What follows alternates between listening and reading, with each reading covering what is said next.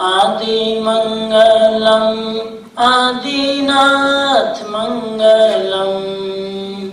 ओम मंगलम् ओंकार मंगलम् आदिमंगलम्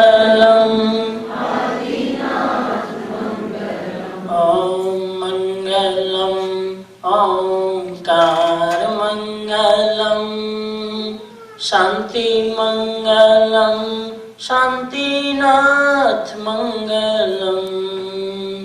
ओम मंगलम् ओंकार मंगलम् शांति मंगलम्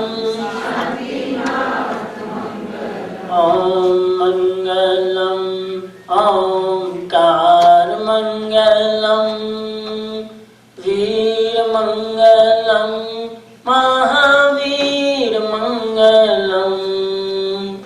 ओम मंगलम् ओंकार मंगलम् वीर मंगलम् महावीर मंगलम्। ओम मंगलम् ओंकार मंगलम् नमो मंगलम् नमोकार मंगलम्। ओम मंगलम् ओंकार मंगलम् नमो मंगलम् ओम मंगलम् ओंकार मंगलम् गुरु मंगलम् गुरुदेव मंगलम्। ओम मंगलम् ओंकार मंगलम् गुरु मंगलम् गुरुदेव मंगलम्। सद्गुरु के चरणों में वंदना। जिज्ञासु बंधु बहनों, आज मेम्फिस की यात्रा का चौथा दिन, तीसरा, और आज हम ध्यान की शक्ति के बारे में थोड़ी सी बात करें। सबसे पहले तो आपको मैं 2-3 प्रश्न पूछना चाहूंगा, जवाब आपको देना है। प्रश्न में पूछता हूं। प्रश्न इसलिए पूछ रहा हूं कि प्राय जब भी लोग लेक्चर में आते हैं तो दिमाग घर पे छोड़ के आते हैं, सोचते नहीं है। सोचने जैसी कोई बात आती है तो फिर दिमाग पर जोर लगाना पड़ता है। मेरा पहला प्रश्न आपसे है कि आप लोग जिंदगी में शांति चाहते हो कि अशांति? सब लोग? बहुत अच्छी बात है। हम सब लोग जिंदगी में शांति चाहते हैं। बहुत जल्दी आपने जवाब दिया, इसलिए दूसरा एक प्रश्न और पूछो। शांति बाहर है कि अंदर? इसमें भी आप पंडित हैं। एक्चुअली मेरी जरूरत ही नहीं है इधर। मैं जो भी कुछ कहता हूं आप सब जानते हो, कोई नई बात नहीं है। आप शांति चाहते हैं, ये भी पक्की बात। शांति आपके भीतर है, वह भी आपको मालूम है। तो तीसरा प्रश्न जरा सोच के जवाब देना, क्योंकि जो ऊपर चढ़ते हैं खतरा बढ़ता है। आप लोग शांति को भीतर ढूंढते हैं कि बाहर? सच में जवाब देना। बाहर। ईमानदार तो है आप। शांति है भीतर और ढूंढते कहां है? बाहर। अब आपको पता है कि शांति अंदर है, फिर भी बाहर ढूंढते हैं। मिलेगी क्या? मिलेगी क्या? जो चीज भीतर है वो बाहर खोजने से कैसे मिलेगी? सीधी सीधी बात, सीधा गणित है। आपने कहा है, मैंने नहीं कहा। शांति भीतर है और आप लोग ढूंढते बाहर है, तो मैं आपको समझदार कहूं कि इससे उल्टा शब्द तो बोलने की जरूरत नहीं है। मेम्फिस में लोगों को मूर्ख कहे वो तो अच्छी बात नहीं है ना। लेकिन अब कौन है समझदार और मूर्ख की सीधी डेफिनेशन है, जिस आदमी ने जो चीज जहां गुम की उसको वहां ढूंढे वो समझदार, और जिस आदमी ने चीज गुम की एक जगह और ढूंढे दूसरी जगह वो आदमी मूर्ख कहलाता है। अध्यात्म की भाषा में वो आदमी मूर्ख है।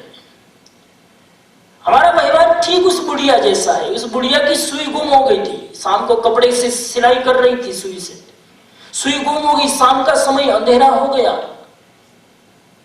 तो बाहर मर्क्यूरी लाइट जल रही थी, बाहर जाके सुई को ढूंढने लगी। 1 घंटा 2 घंटा बहुत मेहनत की, सुई मिली नहीं।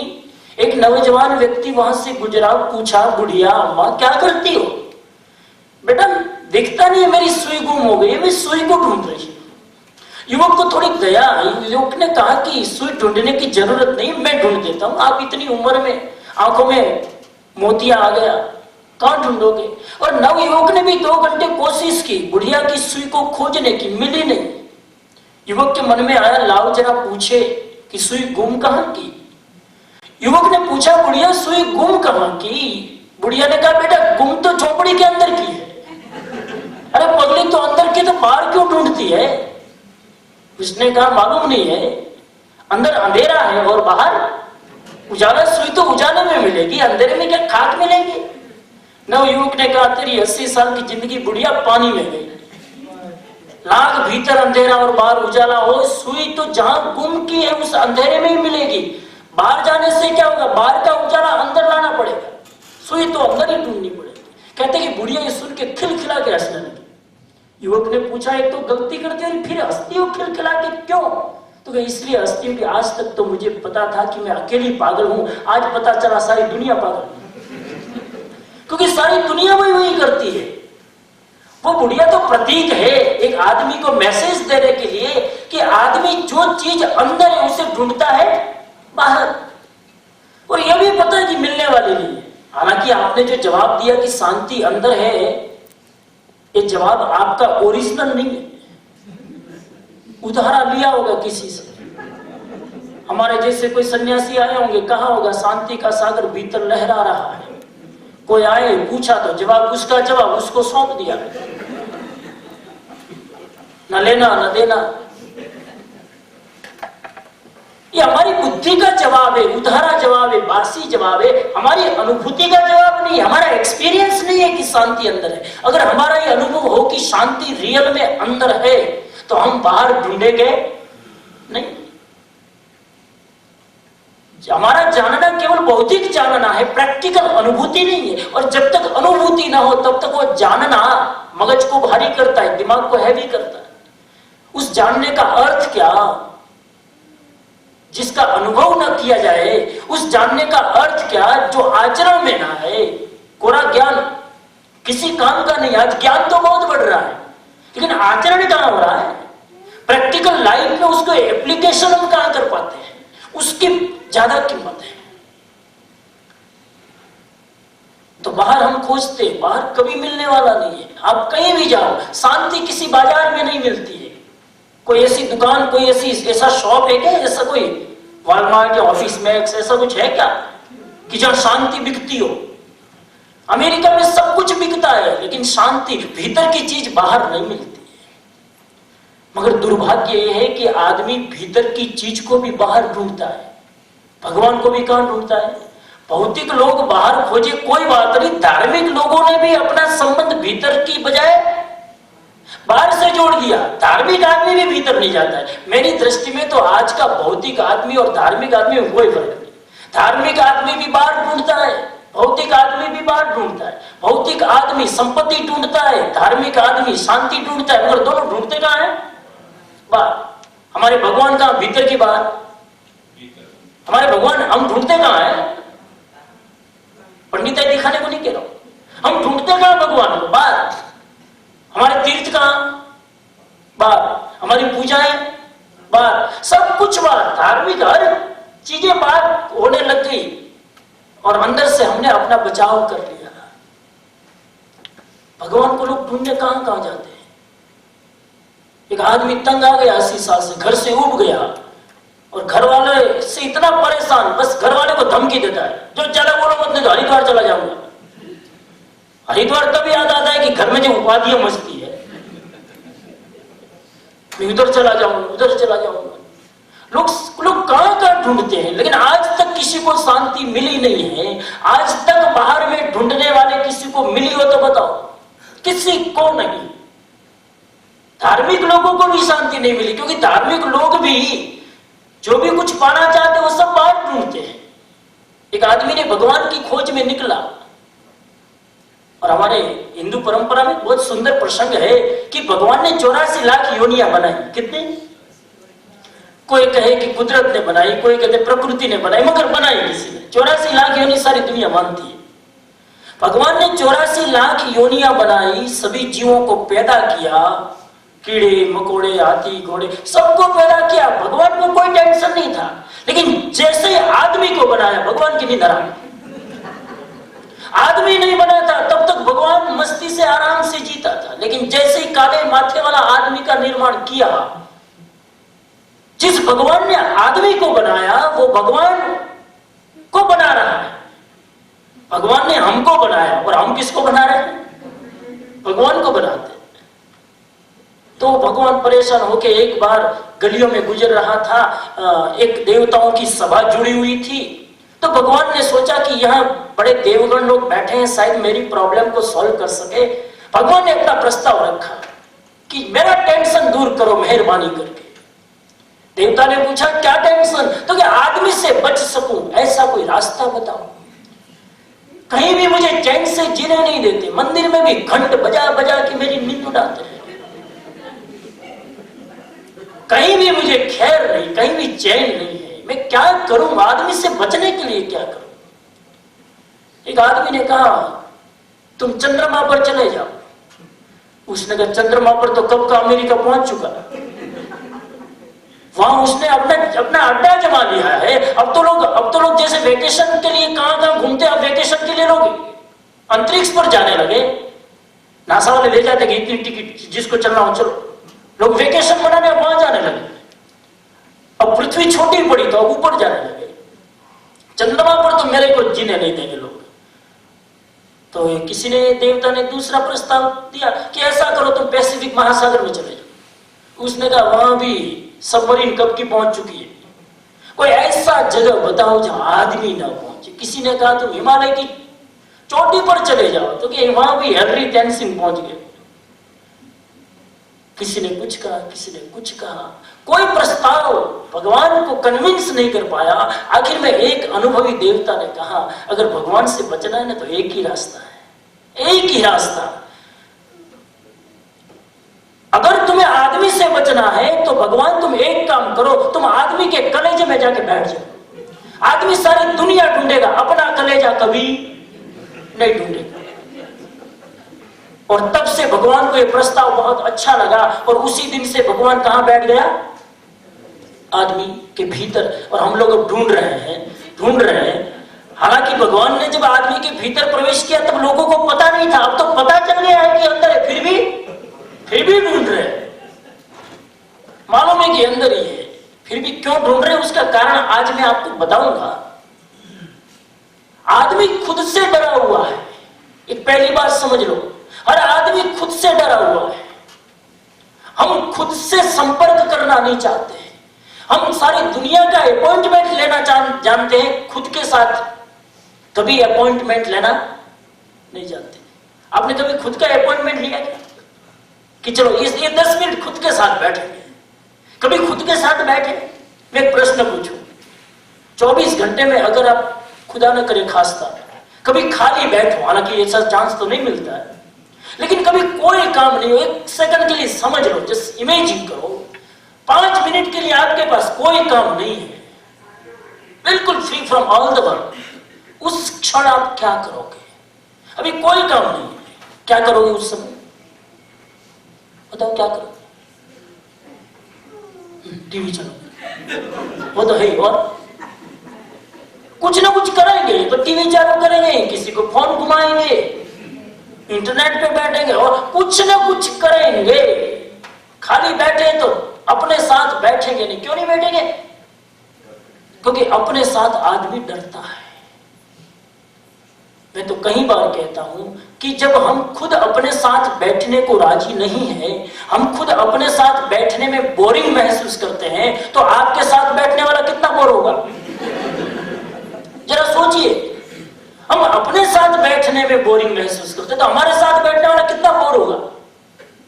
बड़ा दुर्भाग्यपूर्ण स्थिति है कि हम अपने साथ बैठने को राजी नहीं है। यह आदमी के मानव जाति का सबसे बड़ा दुर्भाग्य, इससे बड़ा कोई दुर्भाग्य नहीं। हम 24 घंटे में 5 मिनट भी चैन से अपने साथ न बैठे तो भी शांति मिले कैसे? एक 60 साल के आदमी ने अपने गुरु को प्रश्न किया कि गुरुजी, मेरे पास आपकी कृपा से धन है, दौलत है, ऐश्वर्य है, परिवार है, बड़ा बड़ा बंगला है, गाड़ियां हैं, भौतिक दृष्टि से कोई कमी नहीं है मेरे पास, लेकिन इतना भौतिक समृद्धि होने के बाद आज तक मैंने मेंटल पीस की अनुभूति नहीं की। कोई रास्ता है? उसने कहा किसी ने नहीं की। लेकिन उस 60 साल के आदमी ने प्रश्न किया अपने गुरुजी से कि मेरे पास सब है, मगर ये सारा होना अधूरा है, क्योंकि जिसके लिए मैंने सब इकट्ठा किया वही चीज नहीं है, मेंटल पीस नहीं है। उसको कैसे पाऊं? गुरुजी ने कहा उसको पाना है तो एक ही चाबी है। तुमने धन भी इकट्ठा कर लिया, तुमने ज्ञान भी इकट्ठा कर लिया, तुमने त्याग भी कर लिया, तुमने यह भी किया, वो भी किया ही किया। अब एक काम करो, सारा करना छोड़ो और ध्यान में बैठो तो तुम शांति का अनुभव कर सकते हो। जब तक करना है तब तक शांति नहीं, करने का शांति के साथ कोई संबंध नहीं। If you are doing something you can not get the peace at all. जब तक आप कुछ करोगे तब तक सब कुछ मिलेगा, मगर शांति नहीं मिलेगी। शांति का संबंध है न करने के साथ, करने के साथ नहीं है। जब तक करोगे तब तक शांति नहीं मिलेगी, बाकी सब कुछ मिलेगा। तो 24 घंटे में मैं आपको कहता हूं 23 घंटा सब कुछ करो, मगर 1 घंटा तो ऐसा निकालो कि जिसमें कुछ ना करे। अमेरिका में तो खास बिना प्रवृत्ति आदमी जी ही नहीं सकता। मैंने खुद ने महसूस किया, अमेरिका में लोगों की लाइफ इतनी फास्ट पसार होती है, टाइम कहां चला जाता पता ही नहीं चलता। हम भी आते तो पता नहीं 2 महीना 3 महीना कहां निकल जाता है। यहाँ के वाइब्रेशन में कुछ ऐसा है कि आदमी को चैन से बैठने नहीं देगा। वाइब्रेशन ही ऐसा कुछ प्रभाव है। एक आदमी का नौजवान था, उसको अपनी परछाई का डर लगता था, परछाई अपनी शैडो का। जैसे अपनी परछाई देखता भागता, कहीं मेरी परछाई मुझे दिखाई न दे, अपनी परछाई से बचने के लिए दौड़ता भागता और जूझू भागता, क्योंकि उसकी परछाई पीछे आती। उसने सोचा अभी थोड़ी मेरी स्पीड कम लगती है, और तेजी से भागा, फिर पीछे देखता है, फिर परछाई पीछे, और गति बढ़ाई। आखिर में हुआ ये आप जानते हो, वहां सीधी ठोकर खाई लुढ़का और वहीं का वहीं हार्ट फेल होके गिर पड़ा, मर गया। आपको हंसी आएगी कि अपनी परछाई से डर के इतना भागता क्यों था? कहीं वृक्ष की छाया के नीचे बैठ जाता तो परछाई का डर खत्म हो जाता। उसके लिए जितनी बुद्धिमानी हम समझते हैं वही बुद्धिमानी हम अपने लिए लगाए। हम भी कितना दौड़ते, वो परछाई से दौड़ता था, हम अपने आप से बचने के लिए दौड़ते हैं। अगर कभी ठहर जाए और ध्यान के वृक्ष के नीचे बैठ जाए तो अपने प्रति जो डर है वो खत्म हो जाए। ध्यान की साधना आदमी करे तो मेंटल पीस अचीव कर सकता है। सीधा फॉर्मूला है। तुम दूसरे को देखना है तो आंखें खुली रखोगे, खुद को देखना है तो आंखों को क्या करना पड़ेगा? आपने कहा ना शांति भीतर है, तो भीतर जाना पड़ेगा ना। और भीतर जाने के लिए जो चीजें बाहर ले जाती है उसको बंद करना पड़ेगा। 5 इंद्रियां कहां ले जाती है? बाहर। उसको बंद कर दो तो आप अपने आप कहां चले जाओगे? भीतर। तो गुरुजी ने कहा तुम ध्यान की साधना करो, 60 साल के तो तुम्हारे बीत चुके, अब भी नहीं जागोगे तो ये 10-15 साल जो बचे हैं वो भी तुम्हारे ऐसे ही चले जाएंगे। अभी भी समय हाथ में पकड़ लो और तुम ध्यान की साधना करो। शिष्य ने फिर प्रश्न किया, गुरुदेव आपकी वाणी बहुत अच्छी है, आपकी मंगल कामना मेरे प्रति बहुत अच्छी है, मगर मैंने सुना है कि ध्यान करना तो बड़े लोगों का काम है, मैं ध्यान कैसे कर सकता हूं? हम संसारी लोग, हम भोगी लोग, हम वासना में रचे पचे लोग, हाउ टू डू मेडिटेशन? तब गुरुजी ने कहा कि ध्यान करना प्रत्येक व्यक्ति का अधिकार है। कोई भी व्यक्ति ऐसा नहीं है इस पृथ्वी पर जो मेडिटेशन ना कर सके। हर आदमी ध्यान कर सकता है।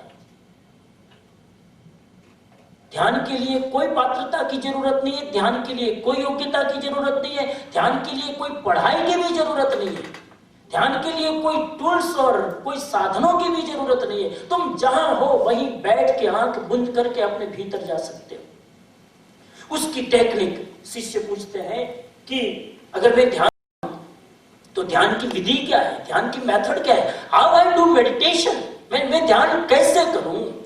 तब गुरुजी ने कहा ध्यान करने की बात तो बाद में, पहले तुम अपने मन की स्थितियों को समझो तो तुम्हें पता चले कि तुम ध्यान कैसे कर सकते हो। हमारे मन की 4 स्टेजेस है, जरा समझ ले। हर एक आदमी के मन की अलग अलग स्टेजेस है। हर आदमी का मन एक जैसा नहीं है। कोई मन की एक भूमिका पर है, कोई दूसरी भूमिका पर है, कोई तीसरी भूमिका पर। हम जरा समझने की कोशिश करें। मन की पहली भूमिका है जिसको मैं कहता हूं वॉन्डरिंग लेवल। मन का वॉन्डरिंग लेवल, पहले लेवल में आदमी का मन हमेशा भटकता है, भटकता है, भटकता है। आप देखना 4 में से आपका फिटिंग कहां होता है, जरा देखना अच्छी तरीके से, क्योंकि आपके लिए ही बता रहा हूं।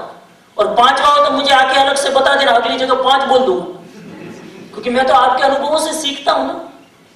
पहले हम कहते थे कि गुस्सा आने के 2 कारण है, आदमी का ईगो, आदमी का एक्सपेक्टेशन। फिर इस बार आए तो हमको अनुभव थोड़ा बढ़ा कि 2 नहीं 4 कारण है गुस्से के। 2 तो है, ईगो और एक्सपेक्टेशन। हमने 2 कारण और खोजे गुस्से के। गुस्से का तीसरा कारण है ओवर बिजी रहना।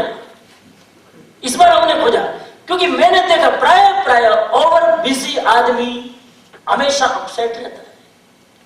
जो ज्यादा व्यस्त है उसको गुस्सा कराना तो चपटी बजाने की बात है। आप देख लेना, जो भी आदमी बिजी रहेगा गुस्सा आएगा। आप सोचेंगे बिजी रहने का गुस्से से क्या संबंध? बिजी रहने का संबंध है कि जो आदमी बिजी रहेगा ना, वो आदमी को हर काम टाइम पर चाहिए। इतना बिजी टाइट स्केड्यूल है, अगर टाइम पर काम हुआ नहीं तो क्या आएगा? अपसेट हो। और चौथा कारण है नेगेटिव अप्रोच। जो आदमी हर चीज में नेगेटिव अप्रोच रखेगा, नेगेटिव आउटलुक रखेगा, उसको गुस्सा आएगा। जो पॉजिटिव अप्रोच रखेगा कभी अपसेट नहीं होगा। तो माइंड की पहली कंडीशन है वॉन्डरिंग माइंड। 1 मिनट भी थी, 1 मिनट तो बहुत बड़ी बात है। 10 सेकंड भी आपका मन टिके नहीं, समझ लेना वॉन्डरिंग माइंड। उस जब भी आंख बंद करके आप बैठो ध्यान में, तो आपको कुछ न कुछ चीजें खेचेगी। सबसे पहली चीज खेच सकती है मनी। आपको देखो ध्यान में बैठोगे तो 4-5 विचार आएंगे। या तो पैसे का विचार आएगा, चेक भरना है, चेक लेना है, चेक देना है, ये तो पैसे का विचार आएगा ध्यान में बैठो देखना। या फिर फूड का विचार आएगा, खाने का। दूसरा, ऐसे दिन भर बैठे तो विचार नहीं आएगा, ध्यान में बैठे तो खासा है। या फिर जॉब का विचार आएगा। अटलांटा में एक भाई मुझे मिला कि स्वामी जी आशीर्वाद दो ना। मैंने कहा क्या? क्योंकि मेरी जॉब छूट तो नहीं जाएगी ना। मैंने कहा छुट्टी तो नहीं, आपकी कृपा से बराबर है। मैंने कहा मेरी कृपा से बराबर तो छूटने की चिंता क्यों करता है? ना बहुत लोगों की छूट की मेरी कंपनी में।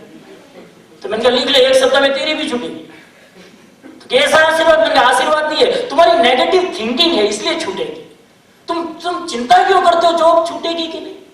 मजे करो। मगर आदमी की अप्रोच नेगेटिव है। तो या तो जॉब का विचार आएगा, या फिर इधर फैमिली का विचार आएगा।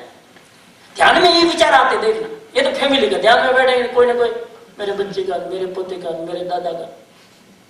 या फिर कोई हॉबी का विचार आएगा, ये खेलना है, उधर जाना है, ये गेम में जाना है, सॉकर गेम करना है, ये करना है।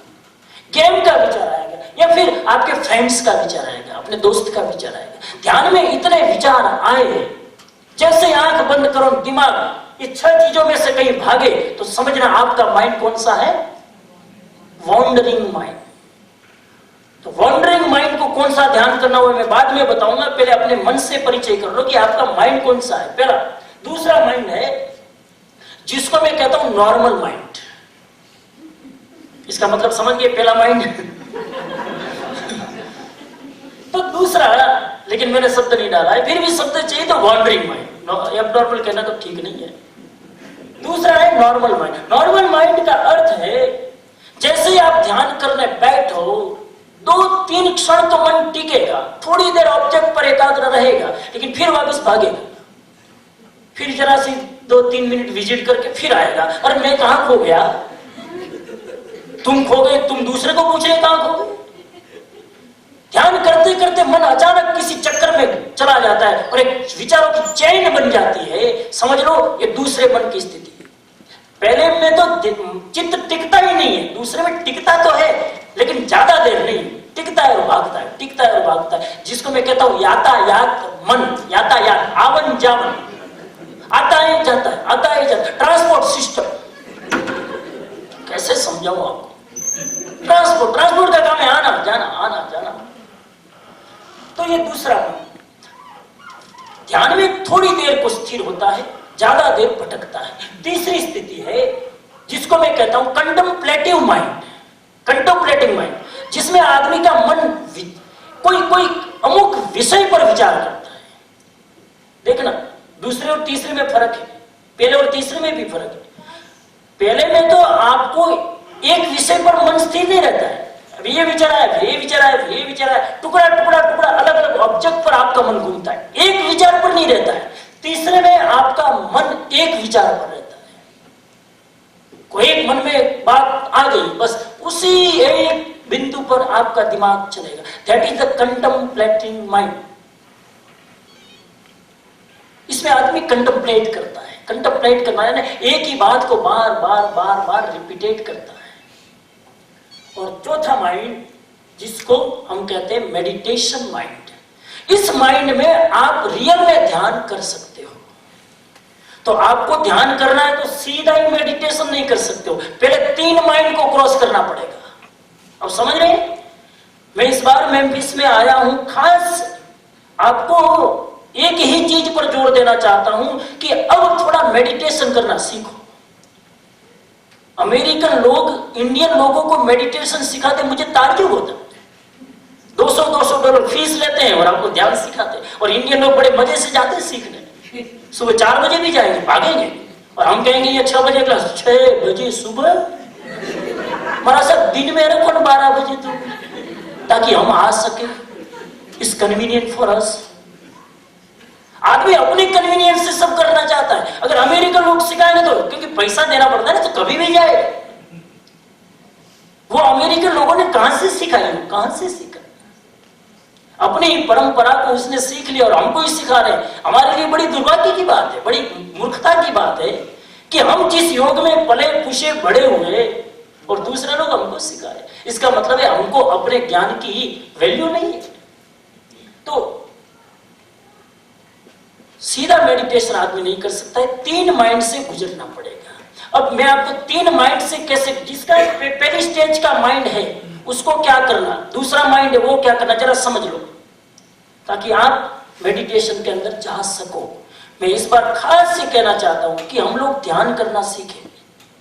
अगर ध्यान करना इस एज में भी नहीं सीखा, कुछ लोग काफी यंग भी है, जितने यंग एज में चालू हो जाए उतना बढ़िया, क्योंकि यंग एज में सबसे ज्यादा बढ़िया ध्यान कर सकते बच्चे, सबसे ज्यादा बढ़िया, क्योंकि बच्चे आधे तो ध्यान में ही होते हैं, बाकी तो आधा ही बाकी है। बच्चे देखो एकदम, बच्चे वर्तमान में जीते हैं, बच्चे का पास्ट इतना ज्यादा है नहीं, बच्चों का फ्यूचर भी नहीं है, दे लिविंग इन प्रेजेंट मोमेंट। और जो आदमी वर्तमान में जीता है वो इजीली ध्यान कर सकता है। और जो 40-50 साल के हो गए उसका अतीत कितना लंबा है, पास्ट कितना है, 40-40 साल के संस्कार, कोई ना कोई तो जागेगा ना ध्यान में बैठेंगे तो हमारे लिए ध्यान करना, जितनी एज अर्ली हो उतना ध्यान आसान बनता है। आप भी सीखो, और मैं खास कहता हूं कि आप अपने बच्चों को ध्यान सिखाओ, वो जल्दी पहुंचेंगे, गति करेंगे, आगे बढ़ेंगे, डेवलपमेंट जल्दी होगा, सक्सेस जल्दी मिलेगी। हमारे अंदर इतनी एबिलिटी है, जिसकी मैं बात करूंगा आने वाले 2 दिनों में, जब माइंड की बात करूंगा। हमारे अंदर इतनी एबिलिटी है, हम अंदर जाते ही नहीं है कभी, बारी बार चलते। तो जिसकी पहली स्थिति है मन की, यानी कि ध्यान में बैठे और बहुत विचार आते हैं, 1 मिनट स्थिर टिकता नहीं है, तो उसके लिए क्या करना? उसके लिए पहला प्रयोग है ध्वनि का प्रयोग। थोड़ा थोड़ा 2-3 चीजें पकड़ लेना पूरे 1 घंटे के अंदर। 2-3 चीजें पकड़ लोगे तो बढ़िया है। सबसे पहली चीज है उसके लिए कि पहले साउंड की प्रैक्टिस करो, ध्वनि करो। कोई भी एक ध्वनि, कॉमन ध्वनि है ओम की ध्वनि, बस 7 बार ओम की ध्वनि करो। पहले बैठ के लंबी श्वास भर के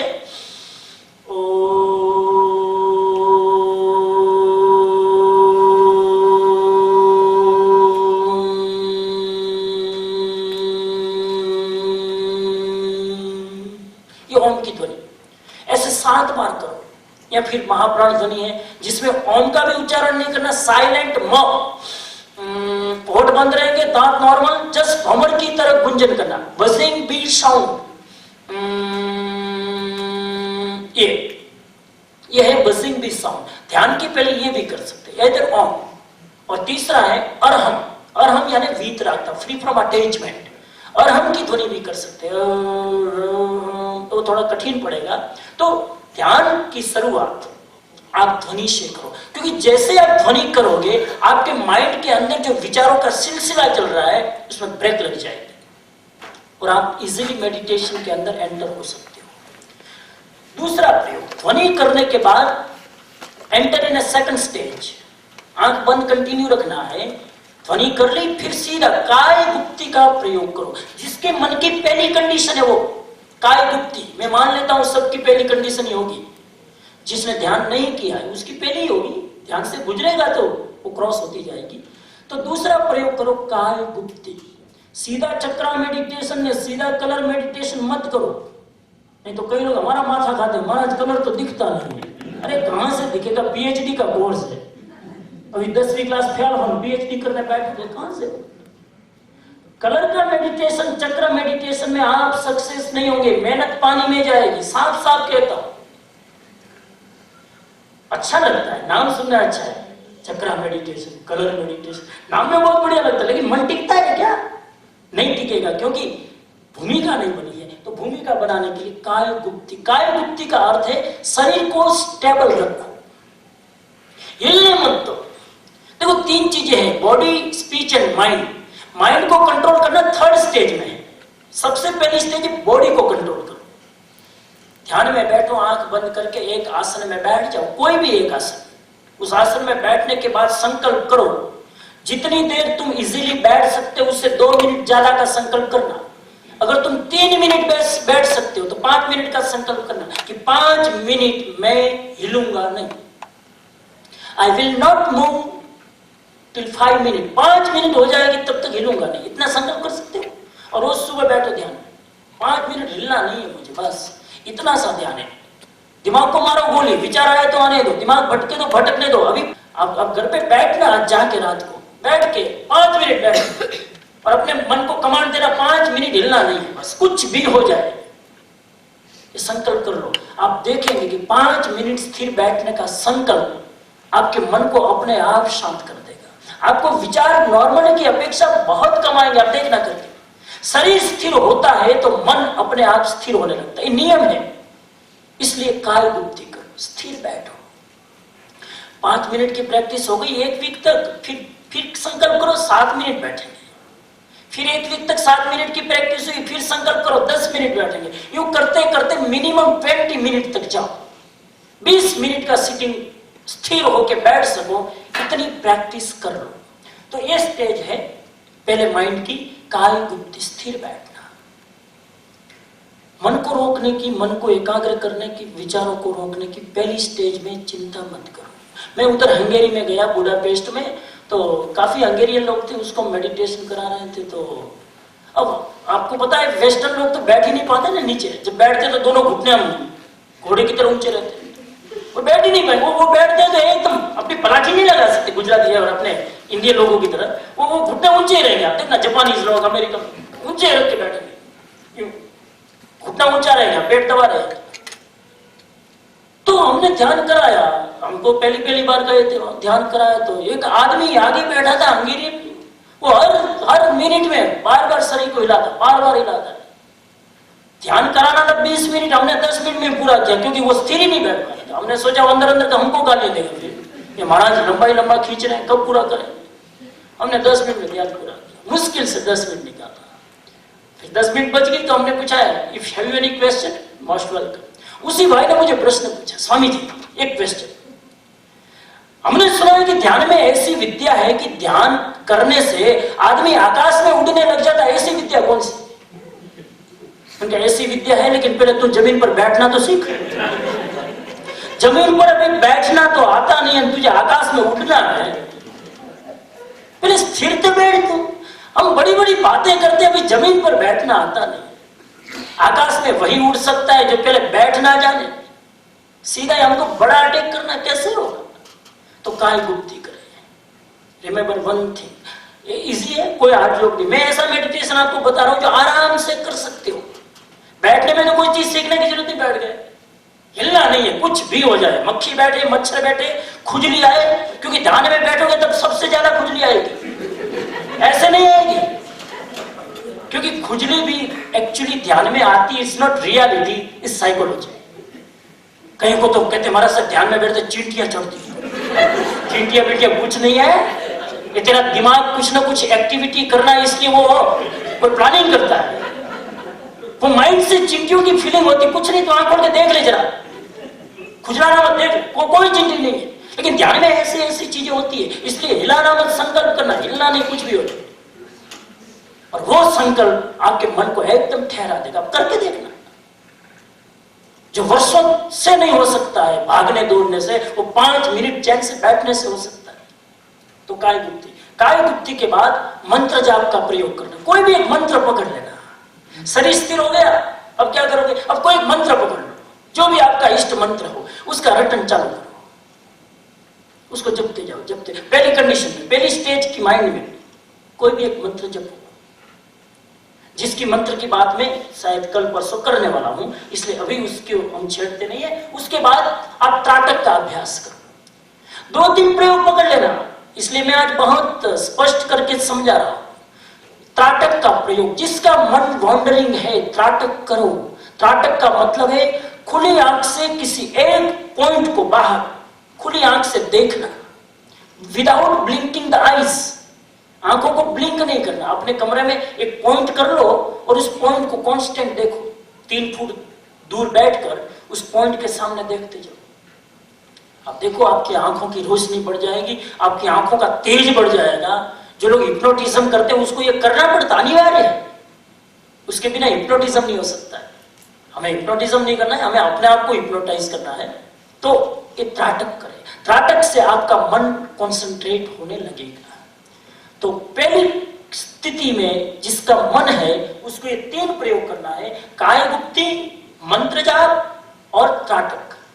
काय गुप्ती में इधर मंत्र जाप करो, इधर त्राटक करो, दोनों में से एक क्रम के बाद दूसरा साध लो। पहले एक साध लो फिर दूसरा, ये पहले स्टेज की। दूसरा, जिसका माइंड दूसरे स्टेज पर है, यानी नॉर्मल माइंड, ध्यान में बैठते हैं तो कभी थोड़ा एकाग्र रहता है, थोड़ा अपनी शांति की अनुभूति भी होती है, अच्छा भी लगता है, लेकिन तुरंत वो सोचने की आदत है ना पुरानी, फिर वापस सोचने में हमारा मन लीन हो जाता है। ऐसी स्टेज वाले ब्रीदिंग मेडिटेशन करें, ब्रीदिंग मेडिटेशन। कुछ लोग होते हैं जिसका मन कॉन्सेंट्रेट हो सकता है, तो ऐसे लोग ब्रीदिंग मेडिटेशन करें, आंख बंद करके। उसमें काय गुप्ती तो करनी पड़ेगी, शरीर को तो स्थिर रखना ही पड़ेगा। आती जाती श्वास को देखो, concentrate your mind on breathing, just breathing को वॉच करो। श्वास सभी हम लेते हैं ना, श्वास घर पे छोड़ के आए कि लेके आए? सबके पास में श्वास है, करना कुछ नहीं, आंख बंद करके जो श्वास चल रही है उस श्वास को देखो, देखते जाओ, देखते जाओ। जब तक आपका मन श्वास पर रहेगा विचार नहीं आएगा, जैसे ही विचार आएगा श्वास को देखना छूट जाएगा। दोनों में से एक काम होगा, इधर थिंकिंग इधर परसेप्शन। जब हम सोचेंगे तब देखेंगे नहीं, जब देखेंगे तब सोचेंगे नहीं। एक साथ 2 काम नहीं हो सकते, सोचना और देखने में से एक होगा। हमारी आदत सोचने की ज्यादा है, उस आदत को तोड़ना है तो देखने की आदत बड़ा हो तो सोचने की आदत कम हो जाएगी। 2 चीजें हैं, हमारी आदत कौन सोचने की है कि देखने की है? हम किसी चीज को न्यूट्रली देखते हैं कि ज्यादा सोचते हैं? हम सोचते, वी आर थिंकर। तो सोचना कम करना है और देखना बढ़ाना। जितना जितना देखने की आदत बढ़ेगी उतनी उतनी सोचने की आदत कम होगी। तो ब्रीदिंग मेडिटेशन, ब्रीदिंग मेडिटेशन के बाद थोड़ा उसका अभ्यास हो जाए, फिर ऑल्टरनेट ब्रीदिंग मेडिटेशन करो। राइट से श्वास लेना, लेफ्ट से छोड़ना, लेफ्ट से लेना, राइट से छोड़ना। ये एक साइकिल हुआ। इससे आप 5 मिनट 7 मिनट करो।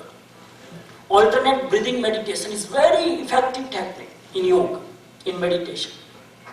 तो ये करो और इसका भी अभ्यास हो जाए। Deep breathing meditation, alternate breathing meditation, इसका भी प्रैक्टिस हो जाए। उसके बाद आप नॉर्मल ब्रीदिंग को वॉच करो। अभी नॉर्मल ब्रीदिंग हमारा नहीं है। अब मुझे प्रश्न का जवाब दो, आज थोड़ा सीरियस होकर हम सीखेंगे। आप जो श्वास लेते हो और बच्चा जो श्वास लेता है, उन दोनों में से नॉर्मल ब्रीदिंग किसका है? आपका कि बच्चे का? बच्चे का। बच्चे की श्वास नॉर्मल ब्रीदिंग मानी जाती है। नॉर्मल ब्रीदिंग इसलिए कि वो जब श्वास लेता है उसका पेट फूलता है। देखना, कोई भी बच्चे को देखना लेटा के, श्वास लेगा तो पेट फूलेगा, श्वास छोड़ेगा तो पेट अंदर जाएगा। डायफ्रामेटिकल ब्रीदिंग करता है, वो डायफ्राम फूलता है, सिकुड़ता है श्वास के साथ। वो एकदम करेक्ट ब्रीदिंग है, साइंटिफिक ब्रीदिंग। हम भी छोटे बच्चे थे तो इसी तरह करते थे, श्वास लेते पेट फूलता, श्वास छोड़ते पेट अंदर। लेकिन जो जो बड़े हो गए कि पेट का फूलना सिकुड़ना खत्म हो गया। श्वास लेते समय क्या होना चाहिए? फूल जाना चाहिए। कई लोगों को यही पता नहीं है। 40-40 साल हो गए, अब जो होता होगा होता होगा, अपने को क्या ध्यान देना है। इसीलिए तो प्रॉब्लम है। श्वास लेते समय पेट फूलना चाहिए, छोड़ते समय, that is the scientific breathing.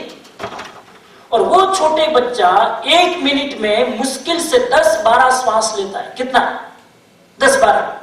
और फिर भी वो नॉर्मल ब्रीदिंग है। हम अभी भी श्वास लेते हैं तो हमारी श्वास 10-12 नहीं है, करीब करीब 20-25 नॉर्मल ब्रीदिंग है। उसको आप को सहज श्वास में ले जाना है, यानी बच्चे की तरह श्वास में ले जाना है, तो डीप ब्रीदिंग का एफर्ट करके, प्रयास करके, प्रैक्टिस करके ले जाना पड़ेगा।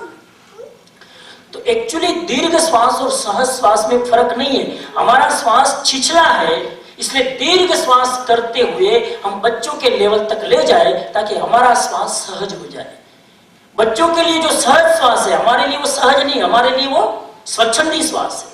लेकिन हमें डीप ब्रीदिंग की प्रैक्टिस करनी पड़ेगी। लंबी श्वास लो, लंबी छोड़ो, लंबी लो, लंबी छोड़ो। और वो दीर्घ श्वास की प्रैक्टिस बराबर हो जाए, फिर नॉर्मल ब्रीदिंग, फिर आती जाती श्वास को देखते जाओ, देखते जाओ।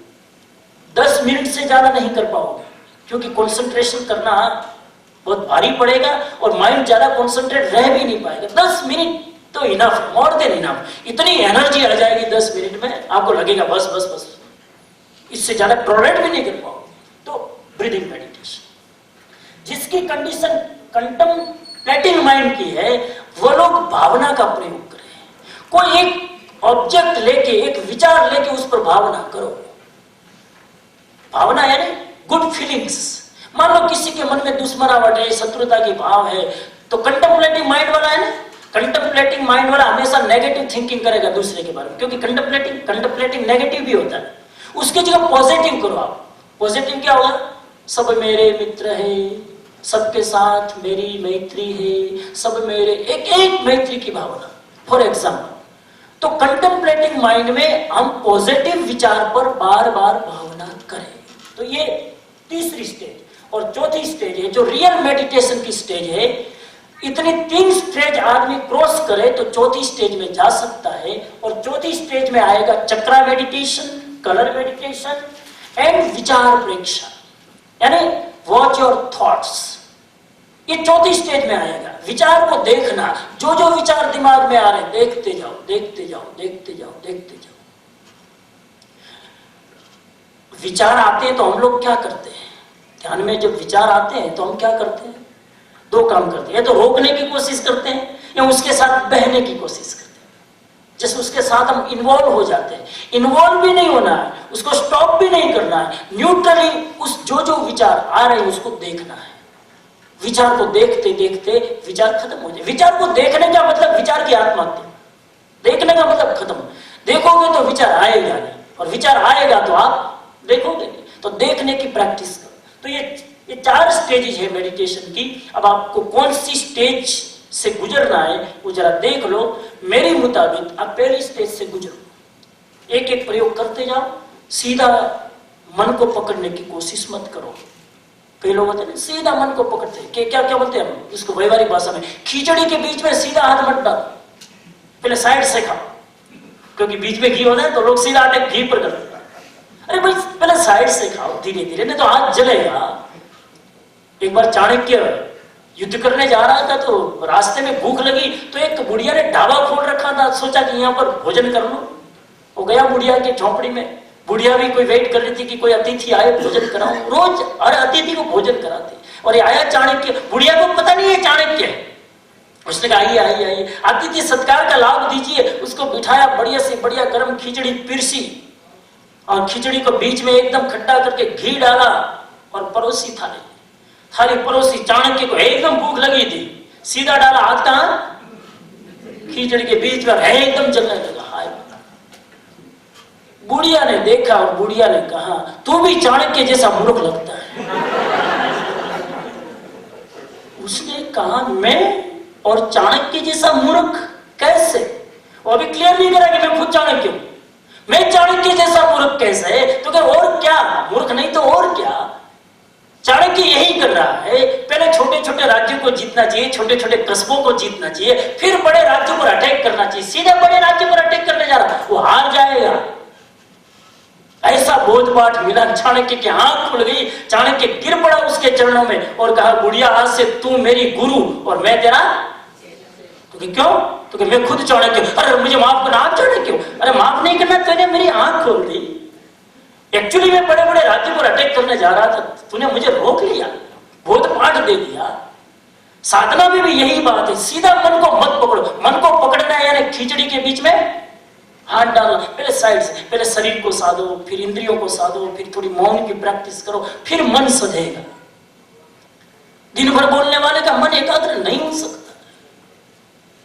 जो आदमी जितना चंचल है वो आदमी उतना ज्यादा बोलेगा, जो जितना ज्यादा बोलेगा उतना मन उसका ज्यादा वॉन्डरिंग करेगा। तो ये क्रम है, उस क्रम से आप गुजरने की कोशिश करो।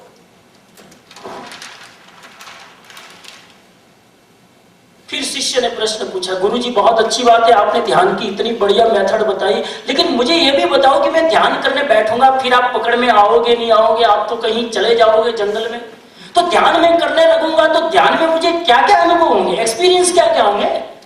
मैं ध्यान में बैठूंगा तो मुझे कुछ अनुभूति भी तो होगी ना। तो हाँ, ध्यान में तुम बैठोगे तो सुन लो, सबसे पहले तुम्हें विचारों की भीड़ दिखाई देगी। क्या दिखाई देगी? ध्यान में सबसे पहला अटैक होगा। जब ध्यान में बैठोगे तो ऐसे ऐसे विचार आएंगे जो सामान्य काम करते समय भी नहीं आते। अब घर पे किचन में खाना बनाते हैं, ऑफिस में, तब बुरे विचार नहीं आते, लेकिन ध्यान में बैठोगे तो पता नहीं कहां कहां से उठ के आते हैं, तितलियों की तरह इतने बुरे बुरे विचार। पहली चीज है, अगर बुरे विचार से तुम डर गए और ध्यान छोड़ दिया, तुम कभी ध्यान नहीं कर पाओगे। पहला पत्थर सामने आएगा, ध्यान में बैठोगे तो सबसे पहले विचारों की भीड़, ट्रैफिक तुम्हें दिखाई देगा। एक था शिष्य, दुनिया की आपाधापी से थका और सोचा कि अब शांति नहीं मिली, चलो ध्यान करो। ध्यान में बैठा, इतने विचार आने लगे। 2-4 दिन तो मेहनत करके करने की कोशिश की, लेकिन सक्सेस नहीं हुआ। ध्यान छोड़ा, सोचा कि ध्यान करने से तो मन और अशांत होता है। तो बहुत ध्यान छोड़ दिया। ध्यान छोड़ने के बाद वो कहीं यात्रा पर निकला कि ध्यान में तो शांति नहीं मिलेगी, चलो पिकनिक पर निकल जाओ। वो घूमने गया, 15-20 दिन का वेकेशन लेके, कहीं इधर घुमान, कभी इधर घुमान, उधर घुमान। 20 दिन के बाद घर पे आया तो देखा तो पूरा घर धूल से भरा हुआ। धूल से भरा हुआ घर, सांस लेने की भी स्थिति नहीं। सोचा कि इसको तो साफ करना पड़ेगा। पूरे घर को झाड़ू लेके क्या करने लगा? साफ करने लगा। साफ करने लगा तो धूल उड़ने लगी, उसका जी घुटने लगा, कपड़े सारे गंदे हो गए। उसने धूल से कहा, अरे तू उड़ती काहे को है, ठहर जा, मेरा जी घुट रहा है। उसने कहा सफाई करोगे तो मैं उड़ूंगी, सफाई करेंगे तो मैं बेचैन करूंगी, सफाई करोगे तो मैं कपड़ों को गंदा करूंगी, या तो तुम सफाई करना छोड़ दो तो मैं ठीक हूं। उसने कहा सफाई तो करनी पड़ेगी, मैं जीऊंगा कैसे? सफाई करने से मन को आराम मिलता है, बड़ी प्रसन्नता मिलती है।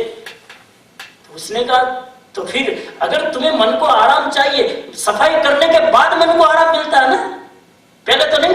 तो उसी तरह मन के विचारों की भी सफाई करनी पड़े। हमारा मन का कमरा भी अनादि काल से विचारों की धूल से भरा हुआ है। मैं आपसे पूछूं, कभी साफ किया क्या? दिवाली आती तब घर को तो साफ करते हैं, ये अमेरिका में भी करते होंगे। मन को कभी साफ किया? मन पे भी कितनी धूल जमती है, राग द्वेष विषय वास, कितनी मन को कभी हम वॉश नहीं करते, साफ नहीं करते। और मन की विचारों की धूल को अगर तुम्हें निकालना है तो झाड़ू लेके, ध्यान का झाड़ू लेके उसको बुहारना पड़ेगा। और जब बुहारने जाओगे तो विचार बहुत ज्यादा आएंगे, क्योंकि जमे पड़े हैं ना। अभी आपके विचार ज्यादा नहीं आएंगे क्योंकि जमे पड़े हैं, लेकिन झाड़ू लेके, ध्यान का झाड़ू लेके बुहारोगे तो ज्यादा आएंगे। वो स्वाभाविक प्रक्रिया है, वो आने दो, देखते जाओ देखते जाओ देखते जाओ। एक बार सारा कचरा साफ हो जाएगा तो फिर अपने आप प्रसन्नता मिलेगी, शांति मिलेगी। तो ये स्वाभाविक क्रम है। ध्यान करने जो भी बैठेगा, कई लोगों को मैं कहता हूं ध्यान करते हो, हाँ स्वामी जी आप आए थे, आपने सिखाया था, 2-4 दिन तो किया, लेकिन बाद में आप गए, आपकी याद गई और हमने ध्यान छोड़ दिया। हमने कहा काय को छोड़ा? किसने सिखाया छोड़ने को? करने को तो हमने सिखाया, छोड़ने को किसने सिखाया? तो नहीं, छोड़ने को सिखाने की जरूरत ही नहीं, अपने आप सीख। मैंने कहा क्यों छोड़ा तुमने? छोड़ा क्यों? इतनी मेहनत से सिखाया और छोड़ दिया तो क्या करें? इतने बुरे बुरे विचार आते थे, बड़ा डर लगता था। कभी कभी तो मरने के विचार, मारने के विचार, ये कर लो ये कर लो, हमने छोड़ दिया। तो मैंने कहा तू सच बताना ईमानदारी से, खाना खाते समय विचार आते हैं? तो हाँ बहुत आते। मैंने कहा खाना भी छोड़। ड्राइविंग करते समय विचार आते? तो हाँ आते, ड्राइविंग करना भी छोड़। विचार कब नहीं आते वो बताइए ना आप। ध्यान में विचार आते, ध्यान पहले छूटेगा। माला गिनते समय विचार आते, माला गिनना छूटेगा। तो काम करते समय भी विचार आते, वो भी छोड़ो, वो नहीं छूटेगा, ये छूटेगा। विचार आना, मैं पहले साफ साफ कह देता हूं, स्वाभाविक प्रक्रिया है। विचार आने चाहिए, हम जानवर नहीं है, चिंतनशील प्राणी है, तो विचार तो आएंगे। विचार आना बुरा नहीं है, उसको न देख पाना बुरा है, आना बुरा नहीं है। विचार तो चिंतनशील मननशील आदमी को आते तो अच्छा है, लेकिन देखते जाओ। विचार आना अच्छी बात है, लेकिन विचार तुम्हारे काबू में रह के आना चाहिए, तुम्हारे आउट ऑफ कंट्रोल होके नहीं आना चाहिए। विचार तुम्हारे पर हावी नहीं होना चाहिए, तुम विचार को कंट्रोल करके करो। तो सबसे पहले विचारों की भीड़ आएगी और फिर उसके बाद जड़ता आएगी। ध्यान में दूसरी अनुभूति क्या होगी अभी बता देता हूं। ध्यान में पहले तो विचार बहुत आएंगे, उसको क्रॉस करो प्रैक्टिस करते करते एक समय ऐसा आएगा कि विचार की सारी धूल छट जाएगी। तो फिर दूसरी जड़ता आएगी, सुस्ती आएगी। देखना ध्यान करने वाले इतने ठंडे हो जाते हैं, एकदम सुस्त, उसको फिर एक्टिव करना पड़ता है, इतने एकदम रिलैक्स एकदम रिलैक्स। इसलिए ध्यान करने वाले के चेहरे पर एकदम आपको अमन चैन दिखाई देगा, परम शांति। दूसरे की ट्रेन हो चुका देगा, लेकिन खुद अपनी मस्ती से जिएगा एकदम शांति से, एकदम शांति। तो ये जड़ता है, जड़ता है एकदम निठल्लापन, आलसपन, ऐसी अनुभूति होगी ध्यान में, क्योंकि आदत नहीं है ना, प्रवृत्ति करने की आदत है, सीधी प्रवृत्ति को छोड़ रहे हो, इसलिए थोड़ी जड़ता आएगी। और तीसरी स्थिति आएगी खतरनाक, अंधकार। ध्यान में बैठोगे, हम कहते हैं go more deeper and deeper and deeper. सोचे कहां डीपर जाए, अंधेरा ही है, भीतर है ही नहीं कुछ, कहां जाए? वो अंधेरे का साक्षात्कार करना पड़ेगा, लड़ना पड़ेगा। अंधेरा दिखाई देगा, जाओ भीतर, जाओ भीतर। मैं तो कहता हूं कि ध्यान में जाना यानी कुआं खोदने की प्रक्रिया है। कुआं खोदते हैं, जरा समझना। जब कुआं खोदोगे जमीन पर फावड़ा लेके, सबसे पहले क्या आएगा? बड़े बड़े पत्थर आएंगे। सीधा तुम सोचो कि साफ जमीन आए, पानी निकल जाए, नहीं हो सकता। पहले तो बड़े बड़े कंकर पत्थर आएंगे। तो ध्यान में भी, ध्यान का कुआं खोदोगे, पहले विचार के पत्थर आएंगे, वो सारे पत्थरों को निकालना पड़ेगा। फिर क्या आएगा? जड़ता आएगी। फिर आप उसको कुरेदोगे तो देखना वो फावड़ा भी काम नहीं करेगा, क्योंकि जड़ चीजें। और खोदोगे तो अंधेरा आएगा, कुएं में और खोदोगे तो क्या आएगा? अंधेरा। मगर वहां अटक गए तो सारी मेहनत पानी में, और खोदो तो निकलेगा जल स्रोत, तभी जल स्रोत निकलेगा। इतनी मेहनत करनी पड़ेगी। 5 फुट खोदा, हम सोचा पानी नहीं है, छोड़ो, कभी नहीं निकलेगा। बस इसी तरह जड़ता आएगी, अंधकार आएगा, और अंधकार को भी भेदोगे तो क्या आएगा? प्रकाश। फिर आपको लाइट दिखाई देगी, फिर प्रकाश दिखाई देगा, और वो प्रकाश को एक बार देख लिया तो फिर तुम सेटिस्फाइड हो जाओगे, तृप्त हो जाओगे, सारी भाग दौड़ खत्म हो जाएगी, फिर अपने आप संतोष आ जाएगा। फिर भागने दौड़ने की अभी भागेंगे दौड़ेंगे क्योंकि अंदर की अनुभूति नहीं हुई है। तो ये करो। फिर पूछा, शिष्य बड़ा विचित्र था, गुरुजी आपने ध्यान की मेथड बताई, ध्यान करने से क्या क्या बीच में पड़ाव आएंगे वो भी बताए, लेकिन क्या ऐसा भी ध्यान है कि जिसमें आंख बंद नहीं करना पड़े? कोई आपका भगत रहा होगा, बिना आंख बंद किए ध्यान नहीं हो सकता है क्या?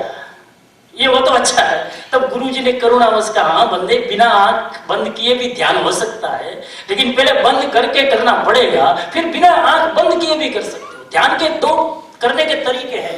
पहला तरीका है कॉन्सेंट्रेटिव मेडिटेशन। पहला क्या है? कॉन्सेंट्रेटिव मेडिटेशन, जिसमें आपको कॉन्सेंट्रेट करने के लिए आंख बंद करना पड़ेगा, जिसकी मैंने अभी बात की 10-15 मिनट। उस सभी मेथड में आंख बंद करके आसन लगा के बैठना पड़ेगा। That is the first level, concentrative meditation. दूसरा है माइंडफुलनेस मेडिटेशन, जिसमें आंख बंद करने की जरूरत नहीं है। वो भी मैं आपको बताऊं वो मेडिटेशन क्या है। गुरुजी ने कहा तुम पहली जो मैंने विधि बताई उसको पहले साध लो, और फिर तुम 24 घंटा ध्यान कर सकते हो। फिर ध्यान के लिए पद्मासन लगाने की जरूरत नहीं है, फिर तुम चलते समय भी ध्यान कर सकते हो, खाते समय भी ध्यान कर सकते हो, बोलते समय भी कर सकते हो, और सोते समय भी कर सकते हो। कृष्ण महाराज ने गीता में कहा कि सारी दुनिया रात को सोती है, लेकिन योगी के लिए कभी कोई रात नहीं। सारे असंयमी जब जगते हैं तब संयमी सोता है, और जब सारे असंयमी सोते हैं तब संयमी जगता है। रात को भी संयमी जागृत होता है, क्योंकि वो नींद में भी उसकी चेतना जागृत रहती है। हम तो जागते हुए भी जागे हुए नहीं है, हम तो जागे हुए भी क्या है, सारी क्रियाएं सोए सोए कर रहे हैं। मैं तो कई बार वो कई लोग घूमते ना, तो अकेले अकेले घूमते तो अपने साथ बातें करते जाते। मैंने सोचा किससे बात कर, लेकिन कोई नहीं मिलता, खुद से बात करते हैं। तो हम सब सोए हुए हैं, सारी क्रियाएं हमारी सोई हुई है। तो ये दो प्रकार के मेडिटेशन। दूसरा मेडिटेशन जिसको कहते हैं माइंडफुलनेस मेडिटेशन, उसमें क्या करना है, जो भी क्रिया करो, क्रिया तो नहीं छूटेगी, खाना पीना उठना बैठना संसार की हर क्रिया करो, मगर उस क्रिया में बेहोशी नहीं होनी चाहिए। जब खाना खाओ ना, अब कल से प्रैक्टिस करना, थोड़ी ज्यादा तो नहीं कर पाओगे क्योंकि आदत नहीं है ना। प्रैक्टिस करो, जब खाने बैठो तब सिर्फ खाना और कुछ नहीं करना। खाते समय कोई विचार नहीं, कोई विचार। खाते समय कोर आप काट रहे हैं, कोर मुंह में गया, दांत चबा रहे हैं, और कोर अंदर गया, अंदर अन्नली में, पेट में, स्टमक में गया, पूरा देखो उस प्रोसेस को, पूरी कंसंट्रेशन के साथ खाने की क्रिया करो। अब एक रोटी खाओगे, इतना करो तो भी बहुत है, क्योंकि 15 मिनट 20 मिनट खाने में लगेगा, इतना कर नहीं पाओगे। एक रोटी पर प्रयोग करो कि एक रोटी में सावचेत होकर खाऊंगा, अवेयरनेस के साथ। कन्फ्यूशियस को पूछा था किसी ने कि तुम्हारी साधना क्या है? कन्फ्यूशियस ने कहा जब नींद आती है तब सो जाता हूं, जब भूख लगती है तो खा लेता हूं, वही मेरी साधना है। जब भूख लगती है तो खा लेता हूं, नींद आती है तो? उसने कहा तो सारी दुनिया कर सकती है, तो कोई नहीं करते। नींद आती तब लोग कहां सोते हैं, भूख लगती तब कहां खाते हैं लोग। मैं भूख लगती तब सिर्फ खाता हूं और कुछ नहीं करता हूं। लोग खाते समय 25 काम करते हैं, खाते समय मोबाइल फोन भी उठाएंगे, खाते समय टीवी भी देखेंगे, खाते समय बच्चा मस्ती करेगा चाटा भी मार देंगे, खाते समय न्यूज़पेपर भी पढ़ेंगे, खाते समय कितना काम करते हैं। अगर शांति चाहिए और मेडिटेशन स्थिति में जाना है तो एक रूटीन बना लो। एक साथ दो काम नहीं करेंगे, एक साथ दो काम नहीं करेंगे। एक तो पहला नियम बनाओ, एक काम पूरा हुआ दूसरा उपाड़ो, दूसरा पूरा हुआ तीसरा उपाड़ो। दूसरा, ऑफिस का काम घर पे नहीं, घर का काम क्यों हंस रहे? ये सब उल्टा पुल्टा ही है। ऑफिस का बाहर घर पे लेके आते हैं और घर का बाहर। एक नियम बना लो, अगर पीसफुल जिंदगी जीना है, ऑफिस का ऑफिस में, घर का घर में। एक्सक्यूज बहुत है, घर नहीं ओवर वर्क है तो घर पे करना पड़ेगा ना, ऑफिस में तो टाइम नहीं। नहीं यानी नहीं, घर पे अगर ऑफिस का काम आया तो ऑफिस का काम नहीं आया, ऑफिस का स्ट्रेस आया, और घर का काम ऑफिस में नहीं। एक प्रिंसिपल बनाने की बात है, फिर तो आदत पड़ जाती है। अभी आपकी आदत पड़ी हुई ऑफिस का काम घर पे लाने की, घर का काम वहां ले जाने की, आदत बदल सकते हो तो ये आदत डालो।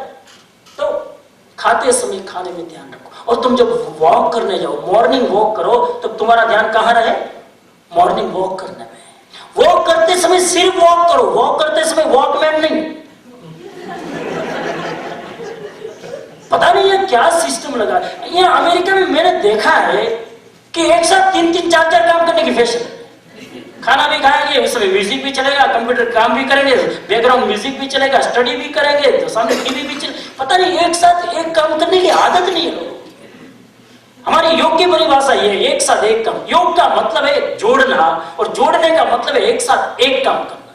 मैं न्यूयॉर्क में गया पिछले साल, तो लंच ब्रेक के समय हम गाड़ी लेके कहीं जा रहे थे, तो देखा हमने, और लंच ब्रेक के टाइम में अमेरिकन लोग वहां से फुटपाथ से गुजर रहे थे, तो चल भी रहे थे, सैंडविच भी खा रहे थे, ये वॉकमैन भी लगा था, मोबाइल फोन से बात भी कर रहे थे। मैंने कहा हार्ट अटैक ना आ जाए कहीं, इतना सब कुछ एक साथ, कितना काम है एक साथ, पता नहीं। ये फ्रस्ट्रेटेड माइंड है, इसको योग में बोलते हैं फ्रस्ट्रेटेड माइंड, विक्षिप्त दिमाग।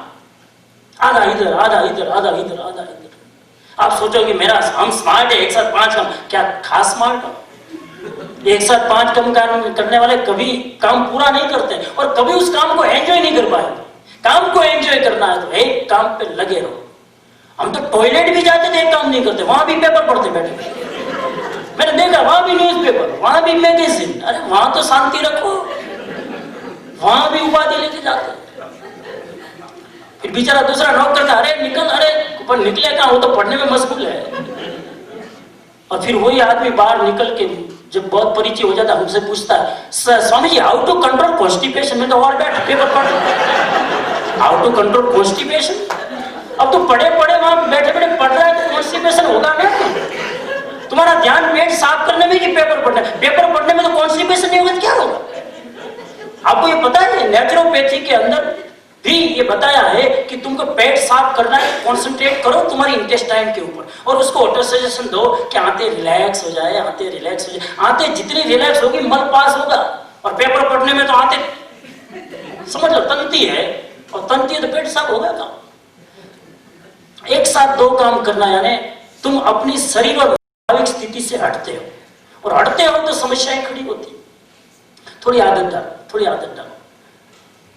मैं आपको ये भी कह रहा हूं कि आपके, मुझे पता है कि आपको 3 काम है और एक साथ 3 काम करने हैं, आप कर सकते हो। पहले एक काम फिनिश करो, फिर दूसरा, उतने टाइम में तीनों काम कर सकते हो, मगर वन आफ्टर अनदर करो ना। एक साथ तीनों लेंगे, तीनों अधूरे छोड़ेंगे। और कई लोग मैंने देखे, जैसे ऑफिस में जाएंगे, भरा हुआ टेबल देखेंगे, तो भरा हुआ रहेगा ना, तुमने अधूरे सारे काम करके रखे हैं, तुम एक एक पूरा करो। मैं स्ट्रेस फ्री होने की लोगों को एक सिम्टम्स की चाबी बताता हूं। स्ट्रेस फ्री होने की चाबी क्या है? किसका माइंड स्ट्रेस फ्री? ऑफिस में जाए जिसका टेबल खाली हो, उसका माइंड स्ट्रेस फ्री। कई बार टेबल भरा रहता है, अब सोचेगा कौन सा काम उठाऊं पहले। आदमी का मन कैसे एकाग्र होगा? काम, टेबल एकदम साफ होना चाहिए। आज से आदत डालो। ऑफिस में जाओ तो टेबल साफ, घर में आओ तो बेडरूम साफ। नहीं, मैं अमेरिका में दूसरा कहता हूं, तो इंडिया में कहता हूं बेडरूम। ऑफिस में जाओ तो टेबल साफ, और घर पे आओ तो गराज साफ। जिसका गराज गंदा है, उसके घर पे कभी लक्ष्मी का वास नहीं हो सकता है। लक्ष्मी का वास वही होता है जहां स्वच्छता होती है। तो अपनी स्वच्छताएं बना के रखो।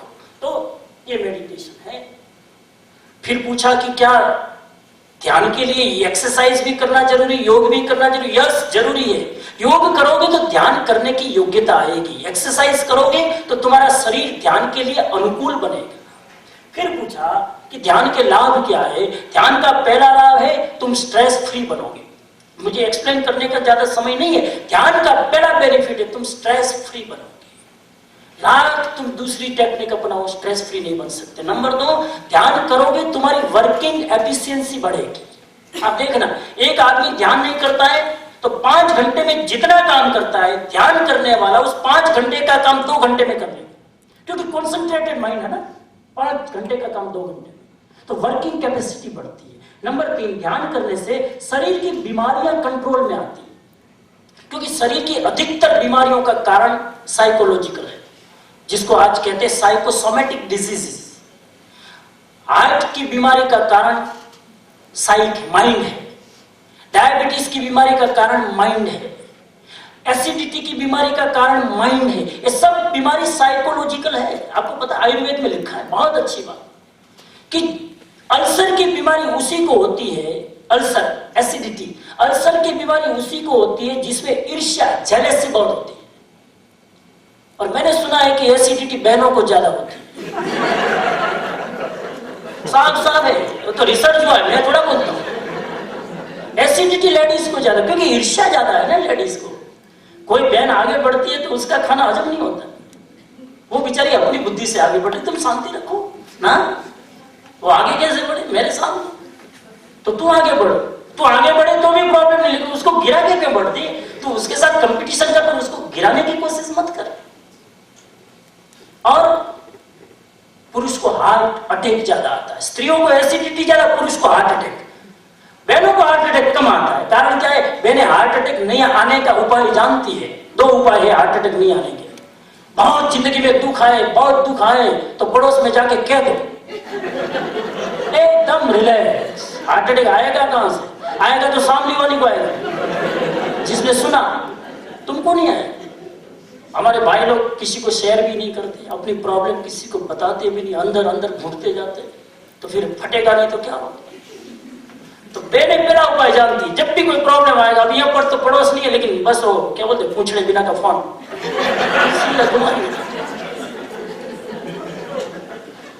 और मैंने एक रिसर्च किया नया, कि यहाँ पर किचन में जो फोन होता है ना, उसका तार बहुत लंबा होता है।